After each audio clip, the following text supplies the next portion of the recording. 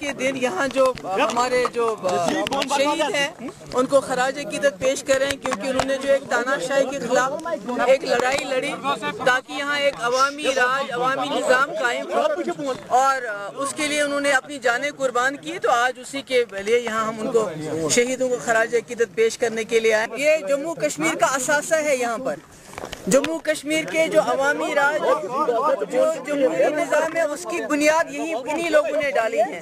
تو میں سمجھتی ہوں سبھی کو، جو بھی ہیں، جو بھی یہاں جو لوگ ہیں، جو لیڈرز ہیں، سب کو یہاں جو ہے ان کو آ کے خراج عقیدت پیش کرنا چاہیے، کیونکہ جموں کشمیر میں عوامی نظام کو قائم کرنے کے لیے انہوں نے انتہا قربانیاں دی ہیں۔ انہوں نے ہمیں اس وقت جو ہمارے حقوق ہیں، جو یہاں عوامی راج کی بالادستی ہے، وہ انہی شہیدوں کی بدولت ہے، اور سب کو انہیں سلام کرنا ہے۔ توڑ کی کوشش کی گئی تو میں سمجھتی ہوں جس طرح 87 میں ایک صلاح الدین، ایک یاسین ملک نے جنم لیا، اگر آج انہوں نے کسی قسم کی دلی کے بغیر کوئی توڑ پھوڑ نہیں ہو سکتی ہے۔